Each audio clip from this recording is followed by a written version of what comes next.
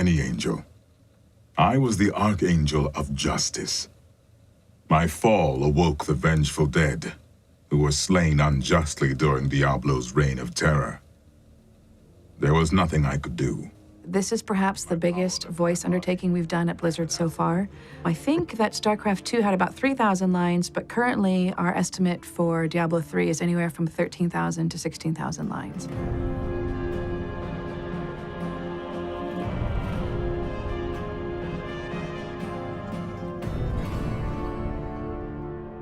The easy part is identifying the voice. The hardest, more challenging part is identifying who the character is. Because for us, once we're in the recording studio, they do come to life and they are very real. This is about as exciting as the time Uncle Deckard and I spent the summer in Bramwell. You're not very good at lifting the spirits of others, are you? Does the soul stone shatter? Do the demon lords break free? Diablo's essence was finally trapped in a soul stone and banished to the unfathomable abyss. He has led the angels of the high heavens to victory against the forces of hell countless times. Casting is probably 90% of the equation. As much as people might want to rush through it and just find their voice and get in the booth, the more time you spend brainstorming with the team to start with, to really hash out exactly what they want, to really dive into the kind of ethos of the character, the more time you spend doing that, and then the more time you spend looking under every stone, listening to hundreds of auditions, that really helps you solidify who your character is and what you want. It is nothing compared to the Grand Maesters. It is named Akanesh, the Herald of Righteousness. A sharper blade was never forged. Yeah, I mean, with a lot of prompting from dear Andrea, our casting producer. She heard a voice that she liked, and I just sort of went to town on it. And, you know, with a bit of coaxing, it got more and more badass. Preparing for Leah in large part was through interaction with the writers and our directors. For me, it always comes out of what's the story and what's the world of the story. That's the beautiful thing about games, is every world is different, and this world is very unique. When I actually got cast as the wizard, it was quite exciting. I was like, ooh, I know that. I need more mana. So it just seemed like a natural fit. They said, you know, cocky wizard guy? Sure, I'll play that. Sounds good to me. How is the Enchantress different from other roles that I play? Well,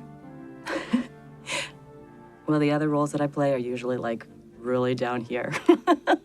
And I really think that voiceover is like kids playing in a room together, because suddenly you're just there, you're having fun, you're letting your imaginations go, so nothing has to match anything. And I think what I love most about voiceover is suddenly, after all this work, all this talk, after all this searching for this actor, this voice, right in front of your eyes, boom, all of it comes together. Tell me, what will we do once we have trapped Belial and Asmodan in the Soul Stone? Don't worry. I will make sure no harm befalls your children. He was never one to lead an army. Always in the shadows, much like his mentor, Mephisto. You don't see that actor anymore. When you get it right, you really are tapping into something bigger, whereby you are channeling your male demon hunter, for example, and it's pretty exciting. That is not a demon's way. They prefer to torture, to taste their victims' terror. Poison is far too civilized for them. What's difficult with this game is that there are so many lines that we have to get through, and there are a lot of names to learn and pronunciations. You two search for Belial while I hunt Magda. Belial, Asmodan, Juriel, and Andariel, and the prime evils, Mephisto, Baal, and Diablo. Mephisto? Mephisto? Mephisto. Say it. Mephisto. Mephist. Oh. Don't forget you're part of the deal, cool. Give us the Soul Stone! Creature sounds for me are one of the funnest things we get to do. I always tell people it's pretty amazing when you get to bring a grown man in and just play. I see the motion here.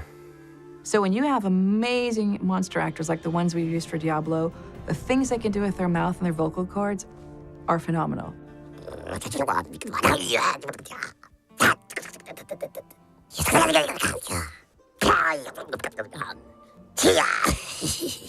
There's not many actors who can do creature sounds and not blow their voices out. I've had actors come in and say, oh yeah, I can do monsters, no problem, and they really want to, and they have the enthusiasm for it, but within, no joke, 15 minutes their voice is blown out. So to find people who can have that ability to create with you and to sustain it's pretty amazing. I think having worked on World of Warcraft and StarCraft and now Diablo 3, We are really upping the bar, you know, not only with the amount of dialogue, but the amount of storyline we're able to tell and the amount of context for our characters. I mean, none of our characters in any game I've worked in so far have these many lines. So with that, you do get to create a more well-rounded character. You do get to create more in-depth emotional responses, and you get to take your character to places that we don't usually get to do in our other games.